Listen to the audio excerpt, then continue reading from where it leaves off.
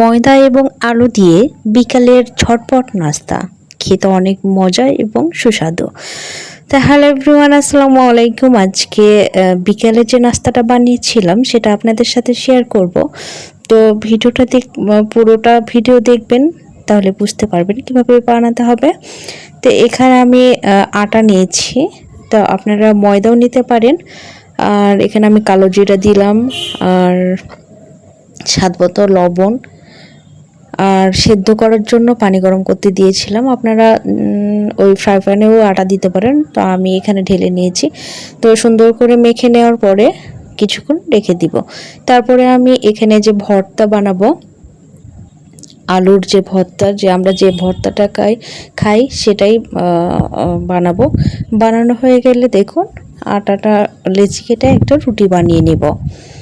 আপনারা আপনাদের ইচ্ছা মতো বড় বা ছোট করে রুটি বানিয়ে নেবেন।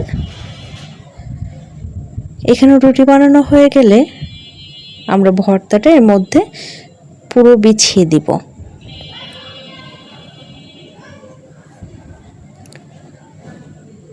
সুন্দর করে পুরোটাতে বিছিয়ে দিব।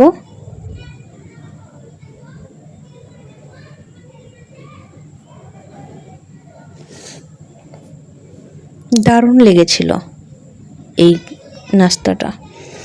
তো বিছানোর পরে দেখুন এভাবে রোল করে নেব পুরোটাই। রোল করতে প্রবলেম হলে চারপাশে একটু পানি লাগিয়ে নেবেন। তা আমার প্রয়োজন হয়নি, তাই আমি লাগাইনি। এরপরে ছোট ছোট করে কেটে নিব। দেখুন কাটার পর এরকম হবে। আপনারা যদি ভর্তাটা একটু হলুদ ব্যবহার করেন তাহলে কালারটা অনেক সুন্দর আসবে। আমি এখানে কিছুই দেইনি, তাই সাদা হয়ে আছে।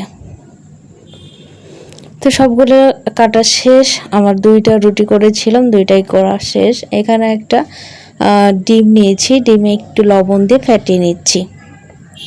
আপনারা চাইলে বেশি করে ডিম দিয়ে ভাজতে পারেন। তো আমি একটা ডিম নিয়েছি দুইটা রুটির জন্য। তো এখন সবগুলো আমি ডিমে ভিজিয়ে ভেজে নেব। আপনারা চাইলে ফ্রাই প্যানে আরও বেশি তেল দিতে পারেন, মানে ডুবো তেলে ভাজতে পারেন। আমি এখানে ডুবো তেল করিনি, জাস্ট অল্প তেল দিয়েছি, তারপর ভেজে নিয়েছি। আমার মনে হয়েছে যে ডুবো তেলে ভাজলে হবে, না ভাজলে হবে, তবে ডুবো তেলে ভাজলে অনেক মজা হবে, কারণ পুরো চারিপাশটাও অনেক সুন্দর হবে। তো দেখুন দেওয়ার পরে আমি এখন ও পিঠ উল্টে দেব। যে পিঠ কাঁচা হয়ে আছে সবগুলোকে উল্টে দিব সুন্দরভাবে ব্রাউন কালার চলে আসছে।